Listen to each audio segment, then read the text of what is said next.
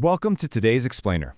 Look, if you're a parent feeling anxious, overwhelmed, or honestly just downright confused about how to help your teenager navigate the digital world, I want you to know right off the bat, your feelings are completely valid. You are definitely not alone in this.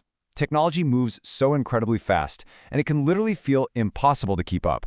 But today, we're going to break down a highly effective, research-backed framework called Social Media First Aid.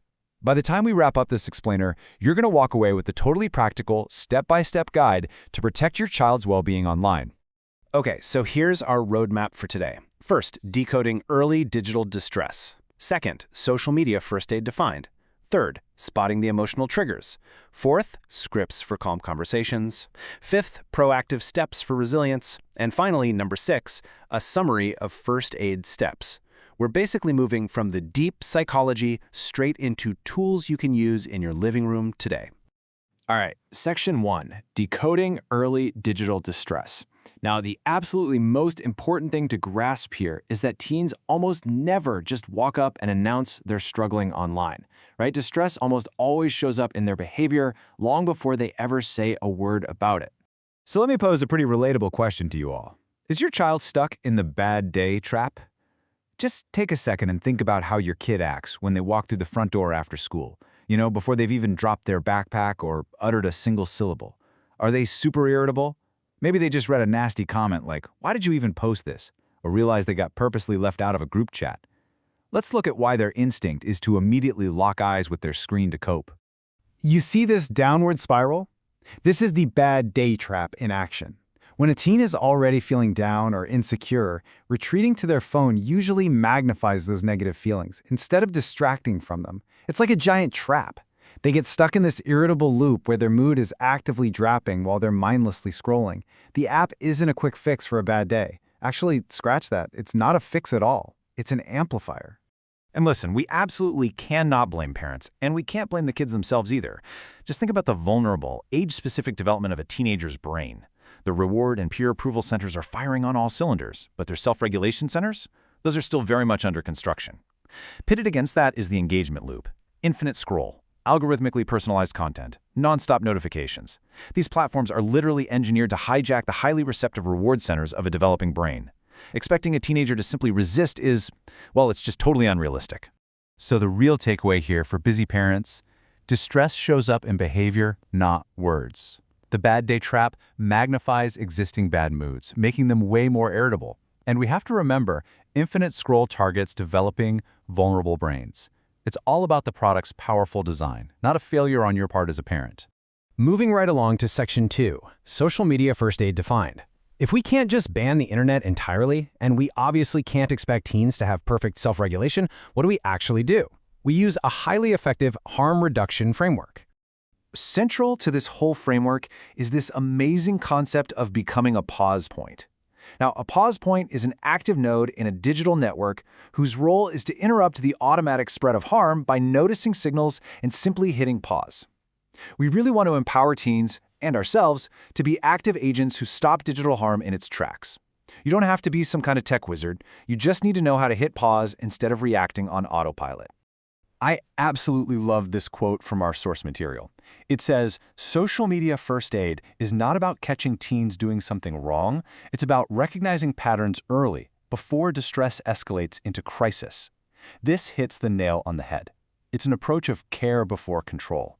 We're ditching parental guilt and punishment and treating this much more like a public health issue. The goal here is harm reduction, not just slapping down forced device bans that just drive all that behavior underground. To boil this framework down, shift your mindset away from strict device bans and toward realistic harm reduction. Empower your teens to be those active pause points, and put your energy into early awareness and observation, rather than jumping straight to diagnosis or discipline. Observation without judgment, that is going to be your absolute best tool. All right, section 3, spotting the emotional triggers. This is basically our triage phase. We know we need to observe with our judgment, but what exactly are we supposed to be looking for? Well, one of the most common early triggers is a phenomenon called digital dysmorphia. This happens when constant comparison totally blurs a teen's reality, making them obsess over tiny flaws that others honestly can't even see.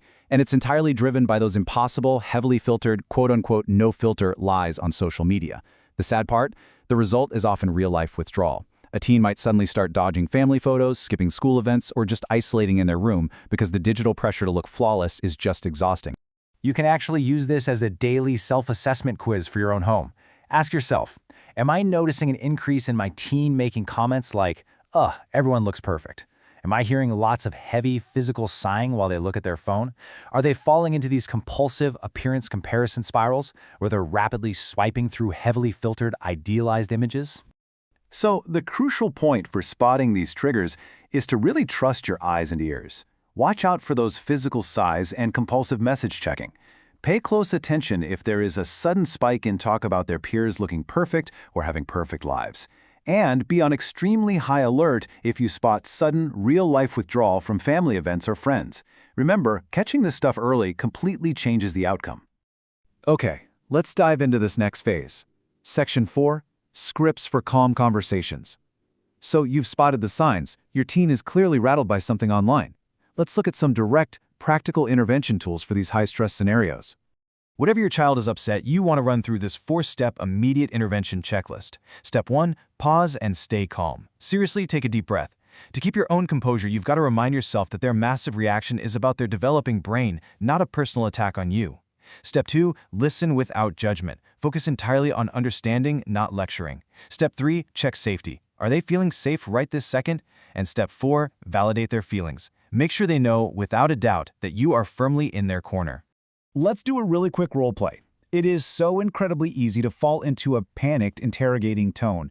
Like, why were you even on that app anyway?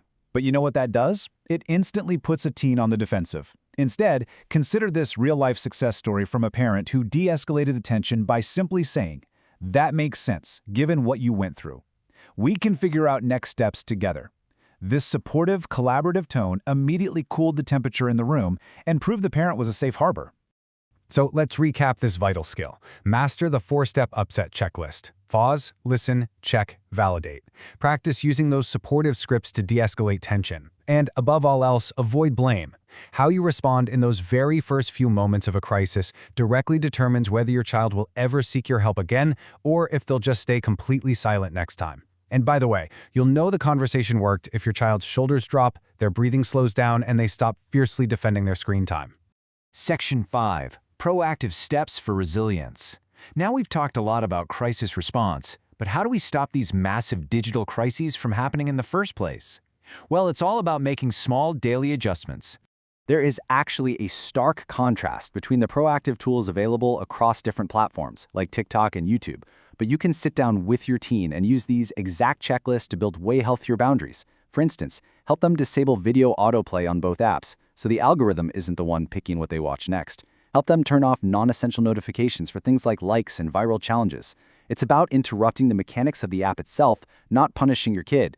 Here are the simple daily action items you can literally implement tonight. First, disable autoplay to prevent those endless video loops. Second, mute the notifications that trigger that compulsive checking behavior we talked about earlier. And finally, encourage your teen to do a quick mood check after just 10 or 15 minutes of scrolling. Building that self-awareness is huge. Replacing reactivity with awareness is exactly how you build true digital resilience. And we've made it to Section 6, Summary of First Aid Steps. We have covered a tremendous amount of ground today. Let's wrap up this explainer by bringing all of these complex strategies together into one easy master cheat sheet. The core principles of social media first aid ultimately look like this in practice. Instead of control, we prioritize care by listening without lecturing. Instead of crisis, we choose calm by modeling our own emotional regulation. We ensure safety without spying by guiding reflection rather than forcing disclosure. And we always respect their dignity by offering options, never ultimatums. This framework ensures you are supporting the whole person, not just policing a piece of plastic and glass. So I want to leave you with this final, provocative thought. What small collaborative boundary will you set with your teen today to help replace their FOMO, the fear of missing out, with JOMO, the joy of missing out? I challenge you to start an open, totally non-judgmental dialogue tonight. Just ask them how their apps are making them feel, and then just listen. That first conversation is absolutely the most powerful step you can take toward building healthier digital connections. Thank you so much for joining me on this explainer, and hey, good luck out there.